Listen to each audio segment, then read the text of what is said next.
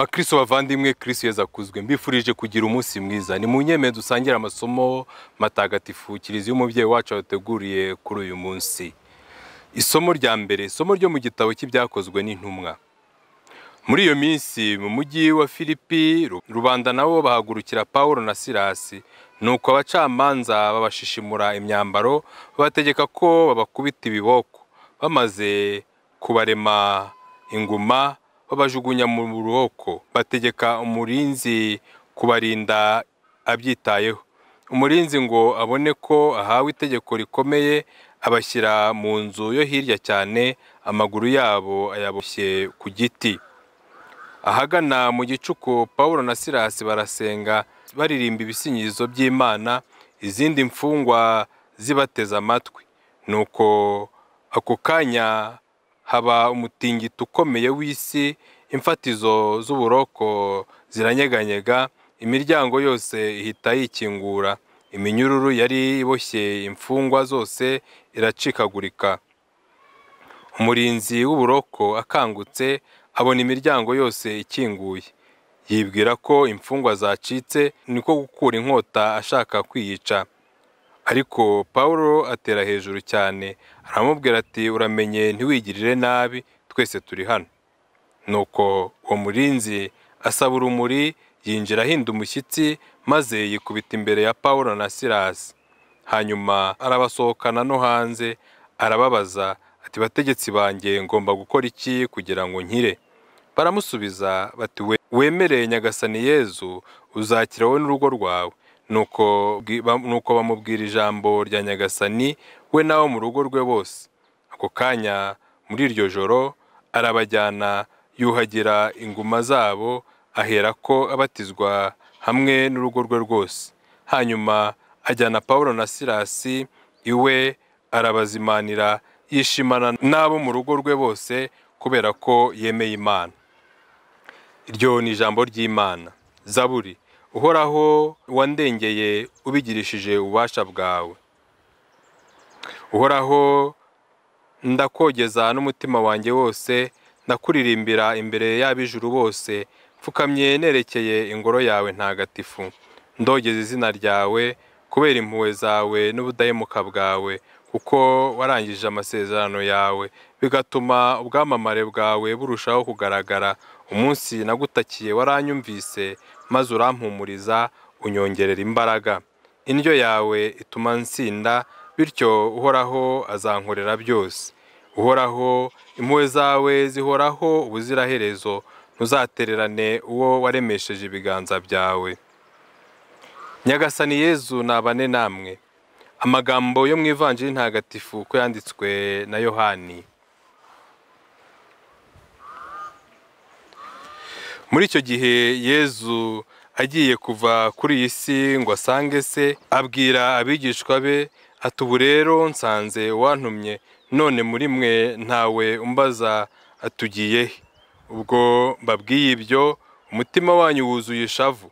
Ariko mbabwire ukuri, ngiye byabagirira akamaro, kuko ntagiye umuvugizi ntiyabazamo, ariko ningenda nzamuboherereza. Kandi namara kuza azereka ab'isi aho icyaha cyabo kiri, n'aho ubutungane buri, n'urubanza uko ruteye. Azabereka icyaha cyabo kuko batanyemeye, azabereka aho ubutungane buri kuko ngiye kwa Data, kandi mukaba mutakimbonye. Azabereka uko urubanza ruteye, kuko umutware w'iyi si yaciriwe urubanza. Iyo ni Ivanjiri ntagatifu.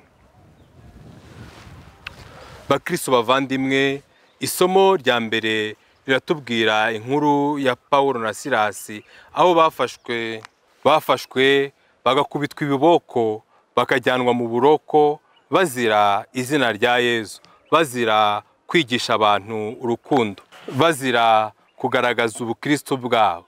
Natwe akenshi turatotezwa, akenshi tuvutswa amahirwe kubera ko twemeye Kristo kandi tumwamamaza.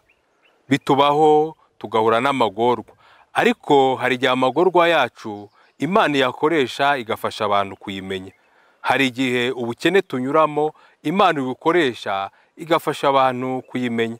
hari igihe ingorane, akarengane duhura nabyo bifasha abandi gukura mu kwemera bitewe n'uburyo twabyitwayemo. Pawulo na Silasi ntibahwemye gusingiza Imana no kuririmba bayishimira no mu magorwa, n'igihe inguma zabo zari zibarembeje, bafunzwe, baboshywa amaguru, ntago bigeze baboha umunwa, ahubwo basingije Imana, bakomeza kuyiringira no kuyizera. Imana rero garagaza ububasha bwayo. Igikorwa yakoze cyari kigamije guhindura umutima wari wabarinze. Mu by'ukuri imfungwa ntizigeze zicika nubwo inzugi zose zari zikinguye. Iki ni ikimenyetso cy'uko Imana ishobora kwemera ko tunyura mu bigoye, Imana ishobora kwemera ko tubabazwa, ariko yifuza gukiza roho y'umuntu. Natwe imibabaro duhura nayo tujye twishimira ko yafasha abandi kumenya Yezu, dukomeza Yezu ubana natwe kandi akatuba hafi. Mu by'ukuri nk'abakristu twigire kuri Pawulo na Silasi kujya dusingiza Imana no kwishimira mu magorwa, kugira ngo abantu benshi bakurizeho kubona uburyo dukunda Imana nabo bayikunde. Uyu muntu yifuje kumenya nk'uko abana Pawulo na Silasi bameze, yifuza umukiro. Yakora iki kugira ngo akire? Pawulo rero aramubwira icyo yakora.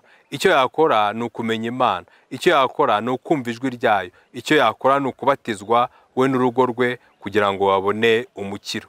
Natwe tuba abantu bashishikariza abandi kumenya Imana, tuba abantu bafasha abandi, babateza intambwe yo kumenya Kristo twamenye, maze inkuru nziza isakare hose, maze umukiro w'Imana ugere ku bantu bose, maze abantu bose bakurikire kandi bakurikize Kristo.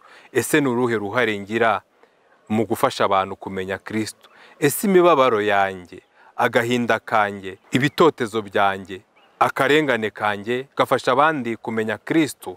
Ese hari umuntu wahindutse kubera uburyo yabonye nitwaye mu kigeragezo?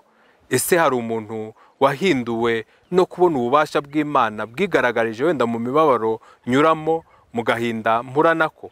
Uyu munsi dufata icyemezo cyo kurushaho gukomera no gukomeza abandi, cyane cyane iyo turi mu bigeragezo, cyane cyane iyo turi mu bitotezo no mu karengane. Tujye twitwara nk'abakristo, bizafasha benshi guhinduka, bizafasha benshi kumenya Imana no gufata icyemezo cyo kuyikunda no kuyikorera.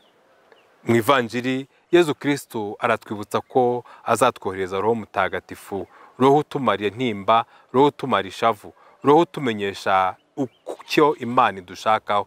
Nibyo koko rero gutandukana k'umubiri kwa Yezu n'abigishwa be byabateye ishavu, ariko arabibutsa ko ari byiza kandi ari ngombwa ko yagenda kugira ngo abohereze Roho umuvugizi, Roho umuhoza, Roho uzabayobora kandi akayobora ku cyiza, uzabereka icyaha cy'isi ni ukudakunda, ni ukutemera umwana w'Imana. Icyaha cy'isi ni ukunangira umutima. Ubutungane rero Roho Mutagatifu azatuyoboraho, nibwo natwe tugomba guhora iteka turangamiye, ni ubutungane bukomoka ku Mana butangwa n'Imana. Urubanza ni uko isi yanga Imana, ni uko isi yanga umwana wayo. Igihe cyose rero twemeye Kristo duhonoka urupfu n'urubanza, igihe tunangiye imitima yacu ducirwa urubanza. Yezu Kristo rero aradusaba kwitandukanya n'umutware w'isi Sekibi, ahubwo tugahora iteka twunze ubumwe nawe kugira ngo tuzabashe kubona umukiro, dusangire nawe ikuzo ry'ijuru. Tubisabirane rero tuba abantu bahora iteka bakereye kugaragaza ukwemera kwabo, cyane cyane mu bikomeye, mu bica intege no mu bitotezo, kugira ngo abatubona twitwara nk'abakristu bagira inyota kurikira yo kumenya Kristo no kumukurikira, kugira ngo Roho Mutagatifu abamurikire, bahonoka urupfu n'urubanza, nabo bakira umukiro w'Imana. Nyagasani Yezu nabane namwe, ushobora byose kandi akabana nyirimpuhwe, nabaho umugisha abarinda bakomeza biteho ab'amahoro, Imana Data na Mwana na Roho Mutagatifu. Amina.